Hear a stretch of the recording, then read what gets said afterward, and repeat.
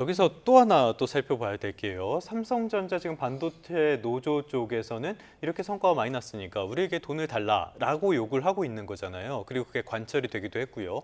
그런데 반도체 산업이라는 게 안 좋을 때는 막 적자도 나고 이런단 말이죠. 그럴 때 노조가 책임을 지는 건 아니지 않습니까?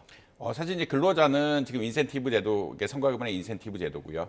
인센티브 제도란 것은 결국은 흑자가 났을 때 어떻게 분배를 하느냐 이슈이기 때문에 적자가 났을 때는 사실 근로자들은 조금 피해 보는 것들이 별로 없다. 그렇기 때문에 이게 비대칭적으로 작용하는 것이 아니냐라는 이야기가 나오고 있고요. 일률적인 영업이익에 연동하는 제도 같은 것들은 그래서 배제해야 되는 것이 아니냐는 이야기들이 굉장히 많이 나오고 있다. 이런 말씀 역시 드릴 수 있을 것 같습니다.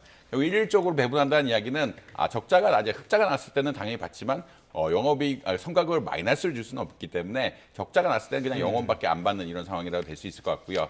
그렇다는 이야기는 근로자분들이 혜택만 너무 보고 책임을 너무 안 가져가는 것이 아니냐. 이 책임을 가져가려고 하면은 일종의 어떤 해고 제도라든지 이런 것들이 좀 보완돼야 되는 것이 아니냐라는 이야기들이 계속 나오고 있다라고 보시면 될 것 같습니다. 그래서 최근 가장 화두가 되는 것은 영업이익의 몇 %, 그러니까 성과의 몇 %를 직접 가져가는 배분 시스템이라고 볼 수 있을 것 같고요. 그렇다면 이런 배분 시스템을 했을 때도 그 적자가 났을 때 또 흔히 말하는 근로자분들의 성과급이 마이너스 될 수는 없는 상황들이다. 이 부분을 어떻게 처리하는 것이냐, 그리고 근로자의 책임을 얼마나 강화해야 될 것이냐에 대해서 사측하고 근로자 측하고 어떤 갈등 관계가 계속되고 있다. 이런 말씀 역시 드릴 수 있을 것 같습니다. 예, 또 하나 짚어볼 부분이 이번에 생긴 그 초과 세수에 대해서 어떻게 나눌 것인가, 이 부분에 대해서 정부도 고민을 할 텐데 이 부분은 어떻게 해결해야 될까요? 사실 초과 세수란 것은 예측하지 못한 세수긴 한데 이게 완전히 운에 의한 어떤 그런 건 아니거든요. 사실 이게 섹터의 어떤 전망, 그리고 AI 산업의 발전에 의한 것이기 때문에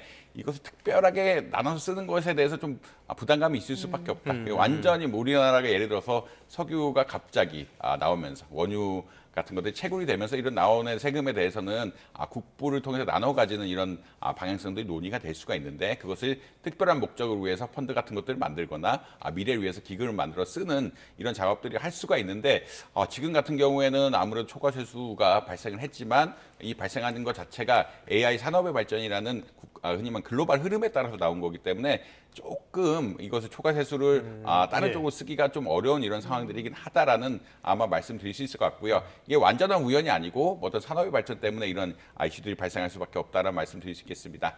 다만 이렇게 재정의 풀이 충분해지면은 재정 운용이 좀 여력이 생기게 되는 거거든요. 이런 재정 운용의 여력이 생길 때 어떤 방식으로 이걸 써야 되느냐 이슈는 또 분명히 있다. 이거를 흔히 말해서 복지적으로 쓰다기보다는 재정을 성장 위주로 써야 된다는 이야기가 또 나오고 있거든요. 이렇게 특별히 재정이 좀 여유가 있을 때는 이런 상황을 발전해서 미래 산업의 육성이라든지 혹은 미래 학생들에 대한 어떤 투자 같은 것들이 늘어나야 되는 것이 아니냐. 미래 인재 양성 이런 이슈는 분명히 달라붙어 있다. 이런 말씀 역시 덧붙여야 될 것 같습니다.